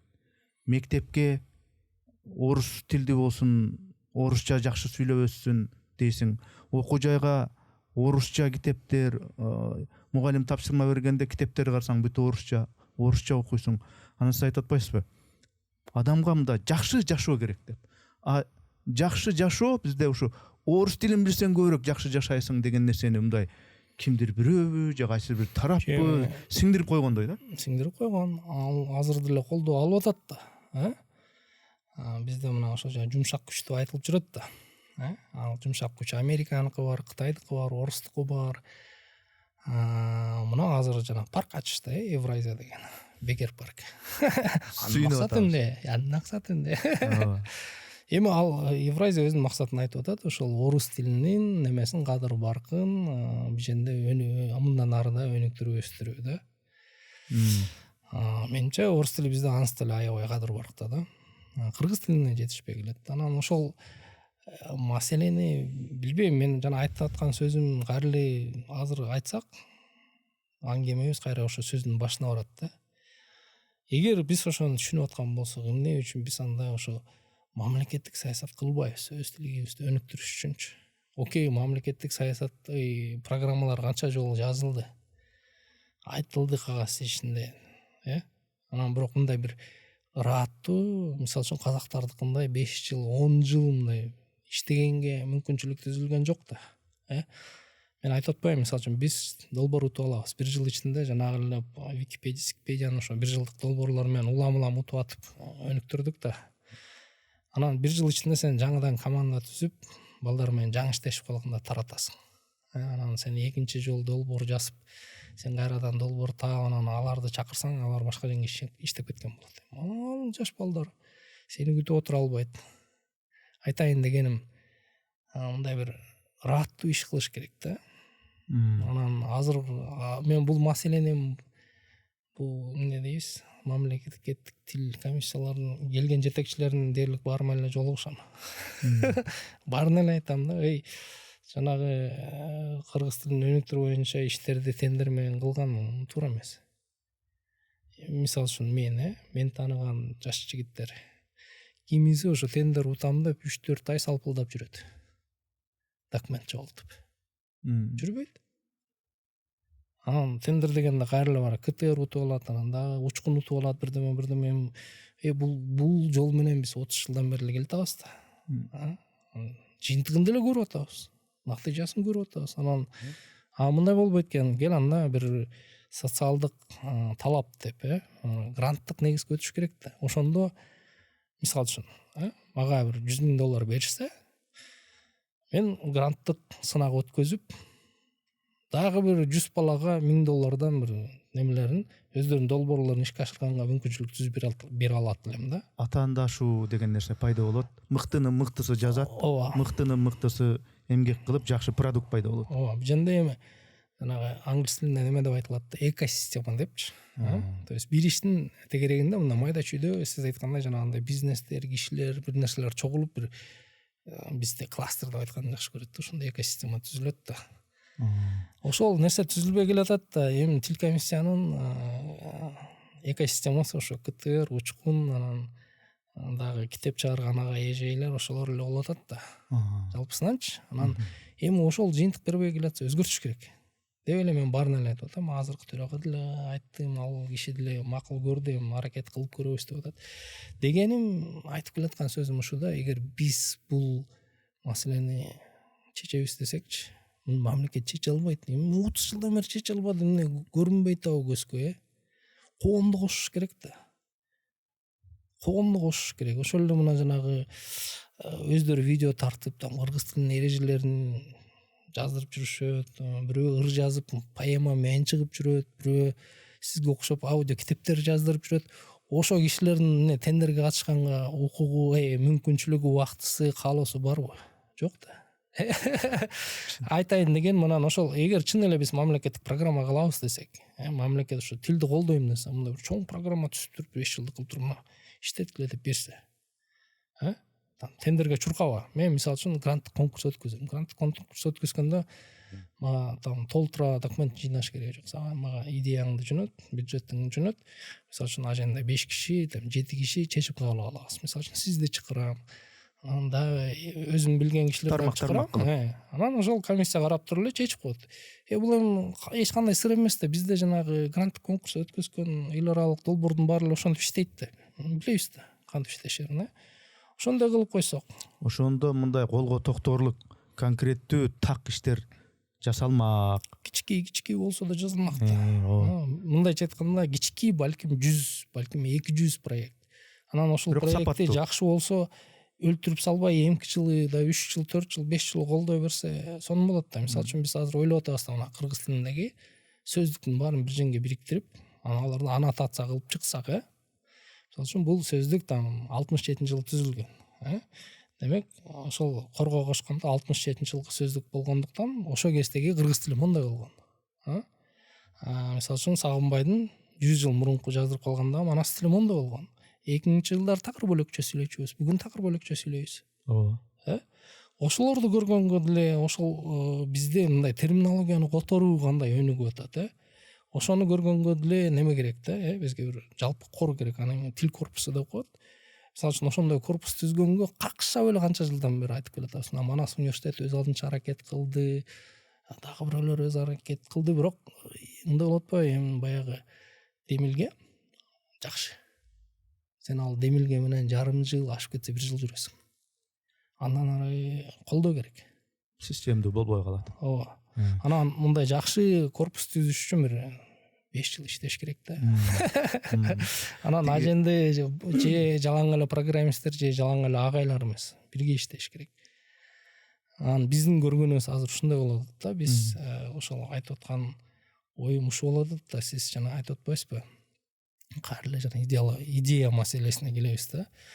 Мындайча айтканда, кыргыз тили биздин жаш муундарга колдонгонго оңой, жеткиликтүү, түшүнүктүү болуш керек да.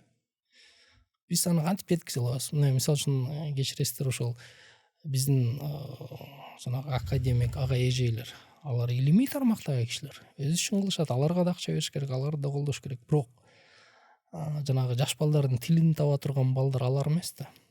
Жаш балдардын тилин таап, аларга кыргызча үйрөтө алчу жаш балдарга акча бериш керек да. Ошолорду колдош керек. Жайылтуу. Ошолор жанагы мен көрүп калам, жана нарындан чыккан кегес блогерлик жигиттер бар, кыргызча бул күлкүлүү нерселерди айтып беришет. Ошондой нерселерди колдош керек. Коомду колдош керек да. Коомдун арасынан сурулуп чыгат, көп киши чыгат. Анан айтайын дегеним ушул нерсени айтып эле келатам, билбейм, балким бул жолу Мелис мырзанын колунан келет деп ишенгим келет. Негизи коомду кошмойюн мамлекет өзү жалгыз чече албайт да. Коом дегенде мындайча айтканда ким кыргыз тилинде өнүктүрүп бирдеме жазайын деген ынтызарлыгы бар болсо, ошондой майда чүйдө долбоордун баарын колдош керек. Бир жолу эмес, көп жыл катары колдош керек. Анан ошондо бир колдоого алынган 200 долбоор болсо, ошонун ичинен 2-3 атып кетсе жетиштүү болот да. Китептер боюнча сурайын деп атам. Китептерди акын жазуучулар негизи ушу кыргыз советтик адабиятынын өкүлдөрү, Чыңгыз Айтматов ошол советтик идеологиянын негизинде чыгармалар жазышкан. Так суроо. Ошол китептерди окуган адам кайра эле ошол баягы кул мүнөз болуп, эркин ойлонууга, эркин мындай бир жашоого, мен эркин адаммын, кайсыдыр бир коммунизм, кайсыдыр бир социализмге эмес, мен өзүмдүн эркиме баш ийем дегендей эмес, бир мындай ушундай кул мүнөз болуп калбайбы ошол китептерди окуган адам? Билинбейм. Жакшы суроо да. Негизи айтып жүрөм. Бизде эми Советтер Союзуна келгенде бир учурду белгилеп койгум келет. Сиз деле көргөнсүз го дейм, ал учурда перестройка деген, кайра куруу деген доору болгон. Ошо кайра куруу доору чыкканда Советтер Союзунда акын жазуучуларга кичине эркиндик берилген да. Ошо кезде вот Айтматов мен үчүн ошо кезде Айтматов болду да. Кыяматы чыкты, кылым карттары бир күн чыкты. Ошо айтайын дегеним, ошол доорду алсак, кайра куруу доорунда алгандагы чыгармалар кичине айырмаланышы мүмкүн. Калганын баары эле жана сиз айткандай болот да. Мен ошон үчүн айтсам көп киши таарынат да. Бизде чыккан китептин эми 90% жөн макулатура да. Бул эми Советтер Союзунда сен деген алардын оюна, пропагандасына, идеологиясына туура келген иш кылбасаң, сен чаарчы эмес. Туура да. Которуп алган котормолор деле ошондой болчу да. Советтер Союзунда кимди которуп алчу? Советтер Союзунун идеологиясына туура келген гана жазуучулар которулчу да. Ошол эле Джек Лондон. Аны эмне үчүн котордук? Анткени ал капиталисттик системаны сындаган. Теодор Драйзер да. Анан мисалы үчүн бүгүнкү күндө дүйнөлүк батыш эли окуган чыгармаларды карасаң, мындай сөзсүз окуй турган деген жана бир тизме бар го. Ошол тизмелерди карасаңыз, биз тааныган авторлор ажында жок эсе.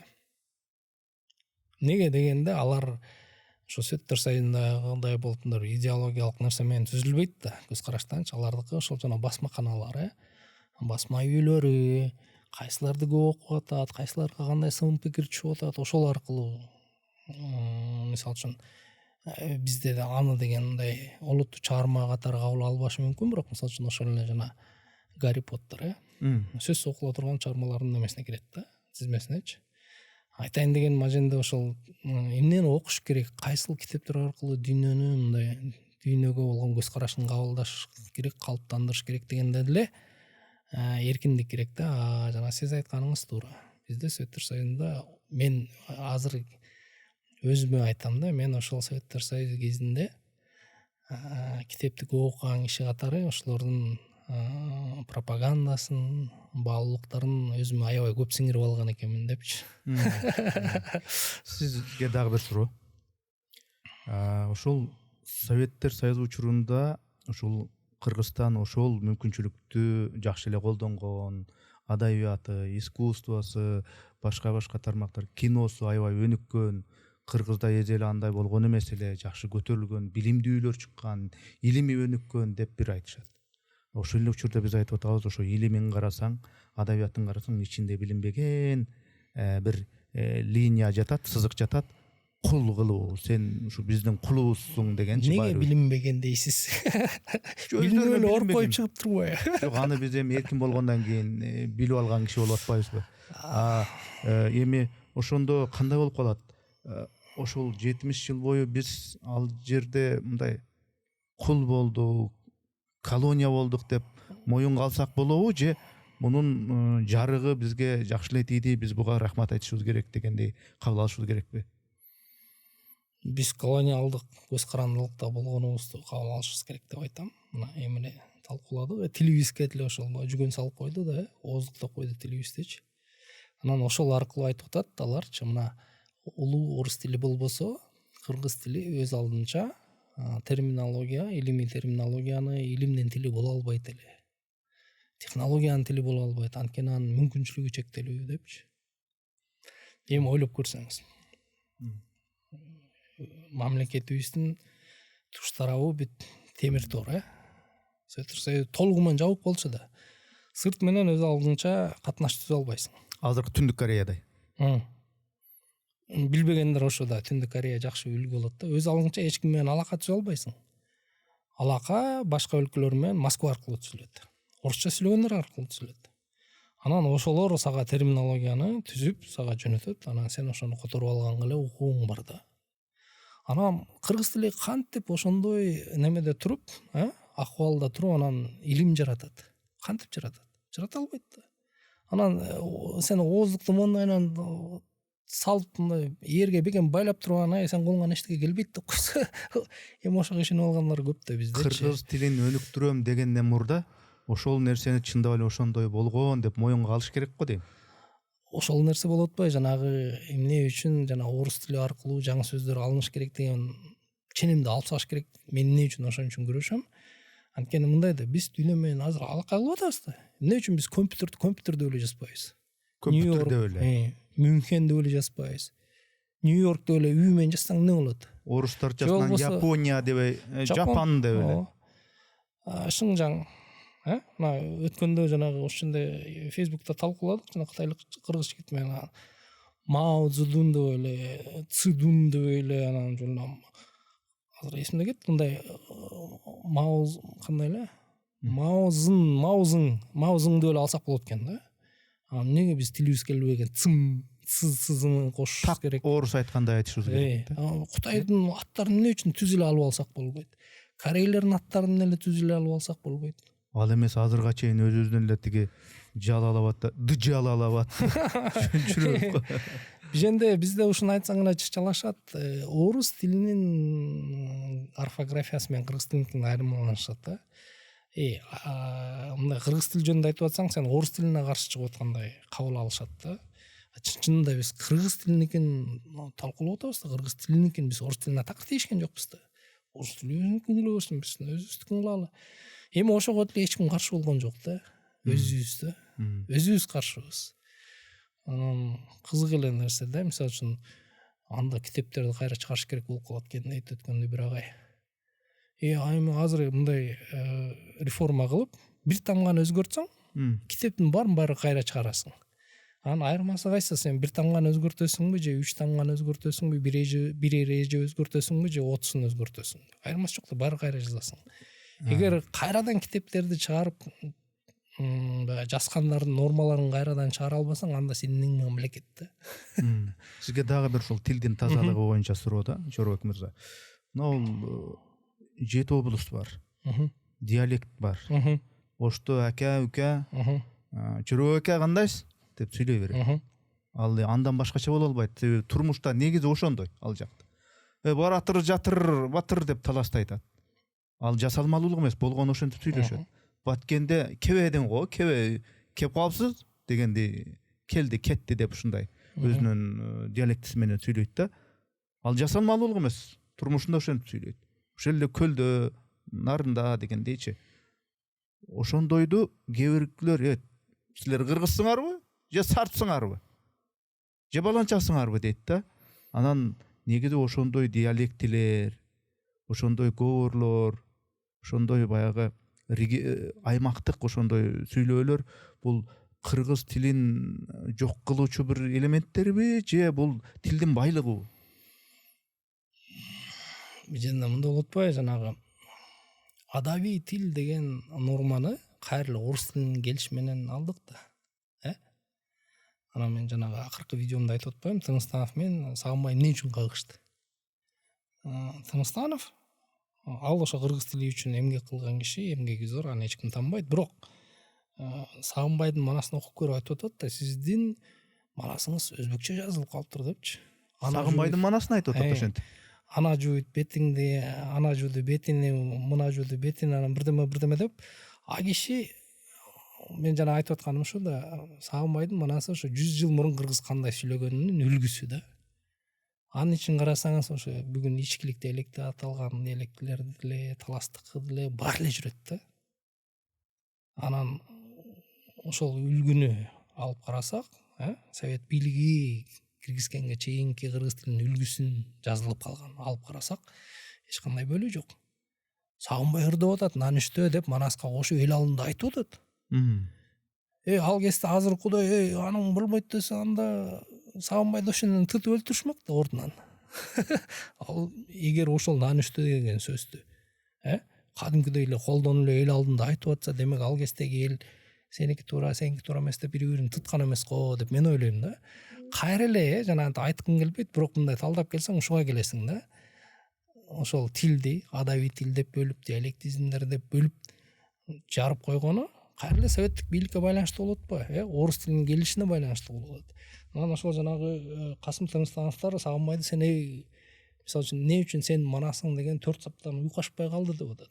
7 сапкен, 8 сапкен кете берет экен депчи. Анан Сагынбай таарынып турду, мен өмүр бою ушинтип айтып келсем, мен кантип сага 4 саптан уйкаштырып берейин депчи. Эмне үчүн ошондой талап коюлуп атат? Анткени биз орустун поэзиясын көрүп атабыз 4 саптан, Биз ошо орустун калыбына салгыбыз келип баштап атабыз да ошо кезде. Эми а кезде баягы ооздук салына элек, жүгөн катыр элек, бирок баягы нокто кийгизилип баштаган кез деп эсептейм да менчи. Анткени жок десен, эми андай эмес 4 саптан уйкаштыр деп атат. Анан жанагы сен манасың өзбектешип кетиптир деген нерселер ошол деле бүгүнкү айтымда, ошол баягы классикалык азыркы кыргыз тилинин айтымында болбой атат. Сагынбай кандайынан уйкаш келсе, кайсы элдин, жердин, диалектин көрүп неметсе, ошонун баарын ичине кошо берген да. Анан эл деле жерибеген экен да кездечи. Анан андыктан могул адабий тил деген нерсени биз өзүбүз кайра бир карап чыгышыбыз керек да. Мен мына ошол жанагы видеолорду тарткыча агайлар менен сүйлөшүп көрдүм. Көп эле айтат. Ошол эле Сыртбай ага айтат, Сулайман агай айтат, Кайыпов. Негизи стандарттык тил деген түшүнүк бар экен да. Жанда ошол мисалы үчүн расмий тилде кандай жазылыш керек? Анткени расмий тил дегенде бул көбүнчө баягы кагаздардын, иш документтердин тили да. Ошонун нормалары берилет. Туура жазган мындай болот депчи. Анан бирок сен деген сөз эле сеники диалектизм, андай жазган болбойт деген нерсе жок да. Бул деле кайра Советтик Союз менен киргизилип атпайбы? Орус тилинин келиши менен кыргыз тилинин мындайча айтканда жарымынан көбүрөөүн алып туруп диалектизмге чарпышталык. Анан бул эмне үчүн жасалып атат? Сиз кандай ойлойсуз? Кайра эле ошо кыргыз тили бокко жараган бир байкуш тил болчу деп мындай кичирейтип коюп атпайсызбы? Мындайча айтканда ошо биздин тилди кантип мындай чактап, ченеп, жал куйругун кесип койгон өзүбүз түшүнбөйбүз да. Анан ошол нерсени бизге сиңирип койгон. Бул жанагы сиз айтып аткан эле нерсенин уландысы, бул бөлөк нерсе эмес. Жана орусча сүйлөй албай калсаң, акцент менен сүйлөп калсаң, бири-бирибизди шылдыңдап күлөбүз да. Ошол эле нерсе. Ошол эле нерсе бөлөк эмес. Бир эле нерсе, бир эле кубулуштун эки көрүнүшү деп айтат элем да. Кыргыз кантип кыргыз бойдон калат, өздүгүн сактайт, иденттүүлүк деп атпайбызбы? Ошол нерсенин ичине бул тил маселеси да кирип кетет дегендей. Анан ушул кыргыз канткенде ушул улут катары сакталып калат, өзүн жоготпой, ошол эле учурда заманбап дүйнөгө кантип аралашат деген маселеге келсек, мисалы Кыргызстанда Борбор калаада көптөгөн окуу жайлар бар. Борбордук Азиядагы жана Америка университети деген бар. Алар өзүнчө бир багыт менен берет. Кыргыз-Түрк Манас университети бар. Ал түркчүл дегендей баары саясаты бар. Анан Агахан каржылаган ал теги ирандык. Ал өзүнчө дегендей. Кыргыз Кувейт университети бар. Ал арабтын маданиятын баары бир кошпой койбойт дегендей. Башка ушундай окуу жайлар бар. Кытай мектептери ачыла баштады, окуу борборлору. Ушулардын канчалык деңгээлде ушуларды бүтүп чыккан кыргыз жаштары мен кыргызмын, мен кыргыздын ушул уулумун, кызымын, кыргыздын аркын сакташ керек, кыргыздын өздүгүн сакташ керек деген ушундай жаштар болот. Же андайдын кереги деле жокпу? Азыр жашооң жакшы болсо болду, жашооң жакшы болсун десең, тиги окуу жайда окуйсуң, буда окуйсуң, айырмасы жок деген заманга кетип атабызбы? Мен эми сиз айткан университеттин студенттеринин көбү менен иштешип көрдүм да. Жана айтып атпаймынбы, бир кезде биз Манас университети менен иштештик, Augusta менен иштештик, жана сиз айтып аткан Кувейт университетине барып деле көргөм, студенттер менен иштешип. Бизде мына азыр мамлекетке өтүп кетти. Сапат деген ага чейин Сибат аталган чоң мектептердин тармагы бар эле, желеси. Ал жандан бүтүп чыккан жигиттер менен деле, кыздар менен деле иштешип, баарлашып көрдүк дегендейчи. Мындай душманчылык байкабадым да. Же сиз байкап жүрөсүзбү? Жок, эми ошондо мен эми сизге суроо берерден мурун интернетте иликтедим. Ушундай маселе эми чоң болбосо да бар да. Жок, эми мындай маселени көтөргөн кишилер бар деп айтсак болот да. Бирок мен мындай жашоо чындыгында мисалы үчүн ошол эле Сибаттан бүткөн балдар болобу, же дагы кайсын айтып аттык, жанагы Манасты бүткөн балдар. Ооба, Манасты бүткөн балдарга албетте ал жерде өзгөчө акыркы жылдары жана саясий компонент күчөп атат да. Бирок ошол эле учурда собственно эле билим алып атышат да. Анан бул жагынан алып айтканда кайра эле биз ошол жана дүйнө эмне менен кетип баратса, биз деле ошого келебиз да. Ошондо эмне? Ошол жанагы биз өзүбүздүн кыргыз экенибизди таанып сактап калуу үчүн балдар эмнени билиш керек? Сынчыл көз карашта ой жүгүрткөндү билиш керек. Жанагы кайра эле орусча айтканда критикалык ой жүгүртүү. Сен деген кажең калып, сени кайсы учурда алдап атат, кайсы учурда жөн эле мындай мааниси жок маалымат берилип атат. Сен өзүң ошону аңдап түшүнө албасаң, анда сени мынтип алдап каякка болбосун ичилип кетиш маселе эмес да. Орустук болобу, арабтык болобу, там айырмасы жок, таптакырчы. Анан ошол нерсени сактап калыш үчүн биз ошол сынчыл ой жүгүрткөндү билишибиз керек. Сынчыл ой жүгүртүү бул кайра эле бул дүйнө жүзү боюнча азыр эң керек, жаштарга эң керек деген жөндөм ушу да. Анткени кайра эле жана сөзүбүздүн башысында айтылган жасалма интеллект. Колдонуп көрсөңүз мээңди монтип айлантат да, калптын үстүндө калпты айтат, Сен эгер аны текшерип алганга мындай дараметиң жок болсо, сен ошол жасалма интеллекттин айтканына ишене берсең, жасалма интеллектти бирөө колдонуп бир видеолорду чыгарып койсо, аларга ишене берсең, сен айырмаң жок, кыргызсыңбы, казаксыңбы, америкалыксыңбы, сенин башыңды мындай чимирет да. Биз эми ошондой ааламдашкан дүйнөдө жашап атабыз да. Демек бизге болгон талаптар деле биздин жаштар бул дүйнөдө ордун таап кетчү талаптар башка өлкөлөргө коюлган жаштардын талаптарында башка өлкөлөрдүн жаштарына коюлган талаптарда эле да. Биз азыр бир универсалдуу эле дүйнөдө жашап атабыз да. Мисалы үчүн баарыбыз эле же Корейдин, же Япондун, же тиги немистердин машинесин төбөйбүз, Азыр эми Кытайдыкы кошулду. Анан биз айткан жокпуз да, жок бизге сөзсүз эле мындай бир манас жыттанган машина чыгарып бергиле депчи. Эми андай аракеттер деле болду, кара кер, анан тулпар деген, бирок ийгиликке жетише элек да. Айтайын дегеним ошо канчалык биз дебесек, биз баары бир азыр чоң дүйнөнүн бир кички бутагыбыз да. Анан ошол чоң дүйнө менен ылайыкташып, тил табышып жашаганды билишибиз керек. Албетте биз маданиятыбызды сакташыбыз керек. Бирок биздин маданиятыбыз, тарыхыбыз бул неме эмес да. Жанагы неме го, төркүйгө сандыкка салып, дустан сээп, нафталинден сээп катып койчу ата бабадан келаткан мүлк эмес да. Бул тирүү мүлк да. Биз аны колдонушубуз керек. Ошол эле мурунку бир тарыхтарыбызды, мурунку бир чыгармаларыбыздын негизинде жаңы нерселер жаратышыбыз керек. Анан ошондо биздин маданият дүйнөгө тарашы мүмкүн да. Башкалар аларды урунуп көрсөчү, сиз айтып атпайсызбы? Жазуучулар жөнүндөчү. Эгер бизден азыр ушундай бир сонун жазуучу чыкса, кыргыз тилинде сонун жазган, канча киши ошол жазуучуну окуш үчүн балким кыргыз тилин үйрөнүп калышы мүмкүн да. Жана бизде жаштардын көбү айтып атпайбы, мен Мирбек үчүн эле үйрөндүм депчи. Мирбек Атабековдун ырларын түшүнгүм келди, үйрөндүм кыргызча дегендер бар да. Ошондой жазуучулар чыкса, анан биз ошол эле манасты дүйнөгө ачып бере алсак, башка эпостарыбызды, манас жалгыз эмес да, ооба, ал улуу эпос, бирок башкалар да толтура да. Ошо мындайча айтайын дегеним, биз мурасыбызды төркүйдүн төрүнө чоң сандыкка бекитип койлой, буга тийбей дебешибиз керек. Биз анын ичин ачып, чачып, мунусу буга жарайт экен, бунусу буга жарайт экен деп колдонуп, балким эски тоңго жаңы бир кездемелерди кошуп, жаңы дизайн кошуп, жаңыртып чыгарышыбыз керек да эмне? Түшүнүктүү. Эми подкасттагы менин соңку суроом. Бизде мынау мамлекеттик символикалар маселесине кээде аябай ушул кыргыздын келечегин аныктай тургандай болуп ушу талкуулап ийебиз да. Кемин мындай болуш керек, могу жерин өзгөртпөсөк, ушу жери бир өнүккөнгө мындай бир тоскоол болуп атат, бейкут деген туура эмес.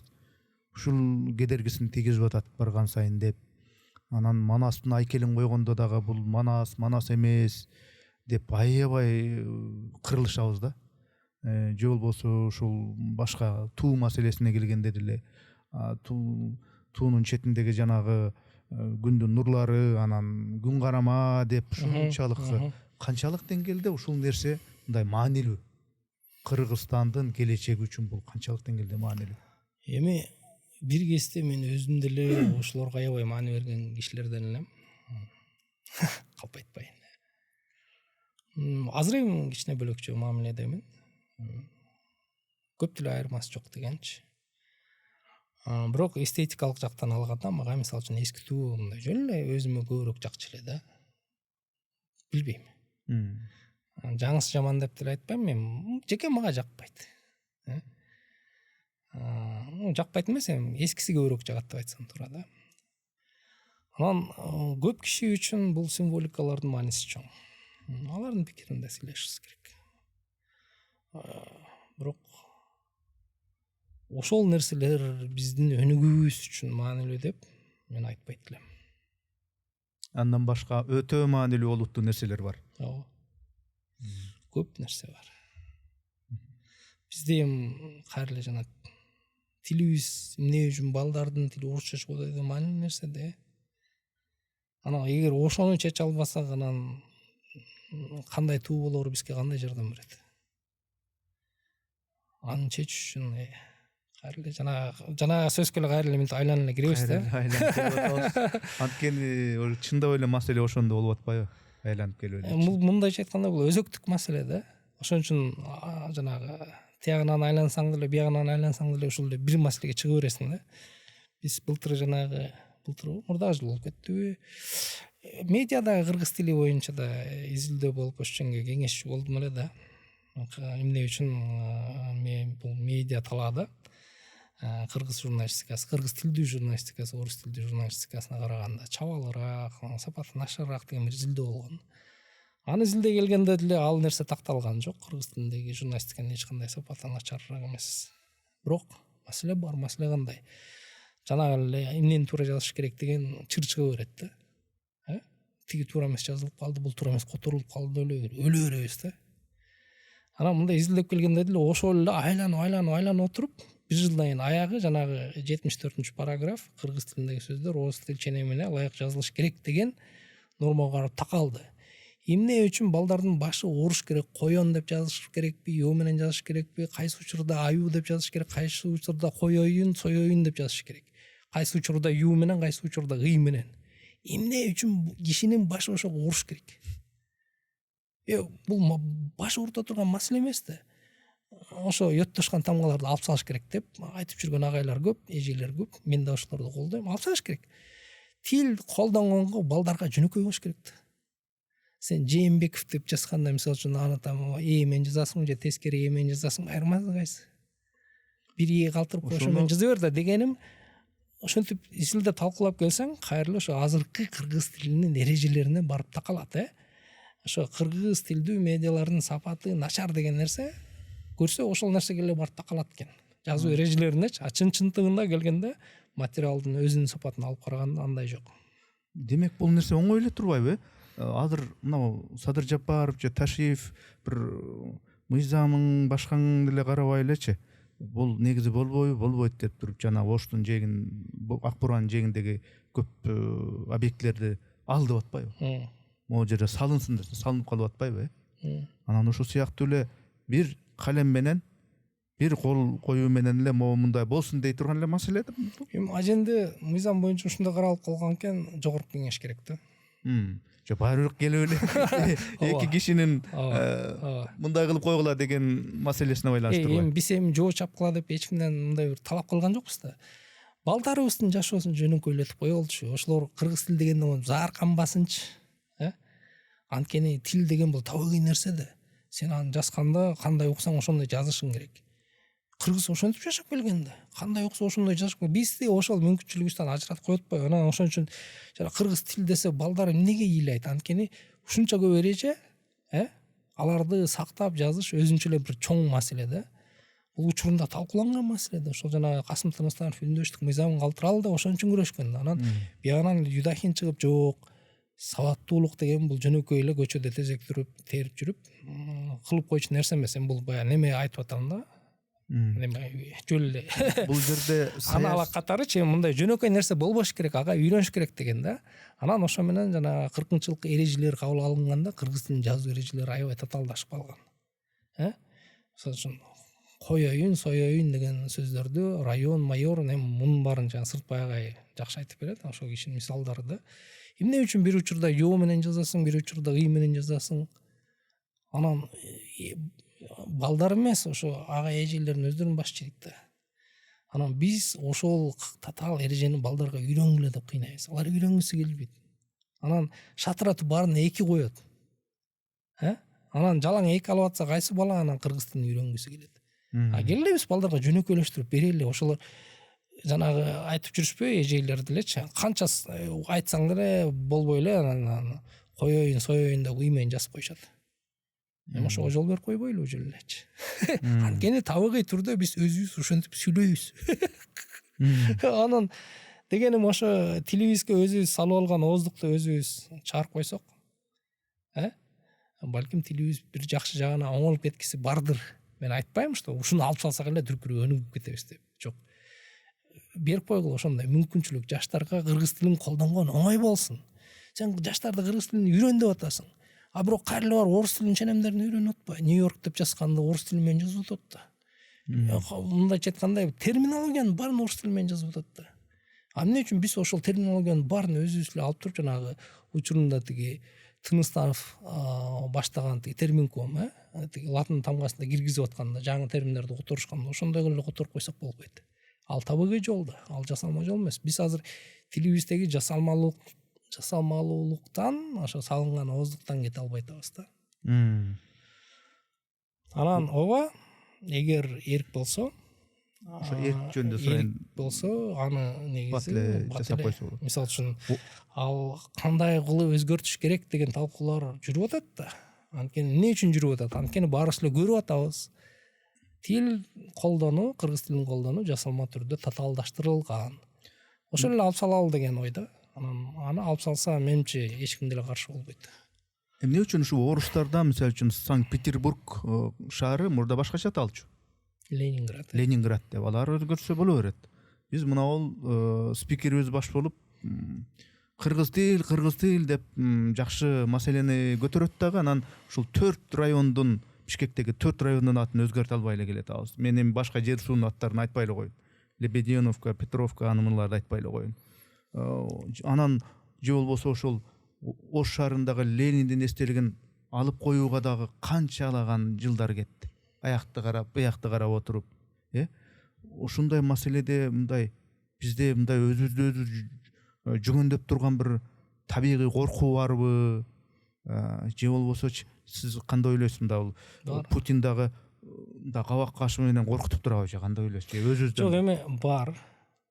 Экөө тең бар. Экөө тең бар, Ооба, анткени бир чети көбүнчө чети дейин, көбүнчө өзүбүз коркобуз. Мисалы үчүн Путиндин иши деле жок болсо керек, Лениндин эстелиги Ошто турабы, турбайбы дегенчи. Биз өзүбүз корунабыз да, ушундай корунчак эл болуп калганбыз. Экинчи четинен бул орус тилинин маселеси бар. Аны Россия азыр мындайча айтканда күчкө салып колдойт. Украинада согуш чыккан, согуштун себептеринин бири катары деле ошол орус тилинин немесин, кызыкчылыктарын колдоо деп айтылды да, эми расмий айтылгандачы. Ал жагынан алганда, ооба, булар азыр Орусия тараптан ошо орус тилинин жана айтып атпайсызбы, кадыр баркын, коомдо болгон ордун сактап калууну биз көтөрөбүз деген мындай долбоорлор келип атат. Андыктан жок, орустардын такыр эле иши жок деп азыр айтыш туура эмес болот. Өзгөчө могу Украинада согуш чыгып кеткенден кийин, анткени тил маселесин алар үчүн келип байлап коюшту. Мисалы үчүн Эстонияда эстонча билбесең, давай до свидания деп Орусияга кетирип атат. Азенде да маселе чыгып атат. Маселени кырсылдашып атышат. Мындайча айтканда, орус тилинин кулачы мындай азайса, орустар такыр эле унчукпай отурат деген калп болот. Бирок ошол эле учурда корунчак болбосок, айрым нерселерди кылсак болот. Анан дегеним, мисалы үчүн 4 райондун аталышы балким бүгүн азыр маселе чыгарышы мүмкүн деп мен ойлойм да, жеке пикиримде. Ушунча чыдаган соң аны калтырып койсок болот азырынчачы. Бирок тетактагы Петровка, Сазановка, Мазановка дегендин баарын алмаштырсак болот. Ал иш акырындан жүрүп атат окшойт. Ал жагын колдойм. Анткени эми чын эле мындай Украинадан кийин буларга мындай талуу маселе болуп калды да. Ага чейин кылып койсок болмок да. Чорбек мырза, мен берейин деген камдаган суроолордун баарын берип бүттүм. Анан жыйынтыктоо иретинде ушул биз козгогон темаларды, темачаларды жыйынтыктоо иретти сөзүңүз болсо, сөз сизде, анан подкастыбызды. Эми баарын эле айттык окшойт, сүйлөсөм кайра эле жанагы маселеге айланып келе беребиз да. Чоң рахмат. Анда атайын убактыңызды бөлүп келдиңиз, башка пландарыңызды жыйыштырып, ушу менин ушул подкастыма дагы атайын убакыт болгонуңузга мен ыраазычылык билдирем. Бар болуңуз. Сизге да рахмат. Чакырууңузга, биринчи чакырганыңызда шартыбыз келишпей калды. Мен убактым бошобой улам жылдышка туура келип калды. Андыктан күтүп атайын ошо пикир угуп подкастыңызга чакырганыңызга чоң алкыш. Рахмат сизге. Урматтуу катталуучуларым, биз мамлекеттен же бир коммерциялык уюмдардан каржыланбайбыз. Мээнетибизди каржылай колдонуу каалоочулар үчүн эсеп капчыктарды, номерлерди жазып койдук. Экинчиси, биздин ушул подкасттарыбызды 70% ашуун адам катталбастан болгону 30% катталып көрүшөт экен. Урматтуу достор, катталганыңыз, бөлүшкөнүңүз, жакса жакты деп басканыңыз биз үчүн маанилүү.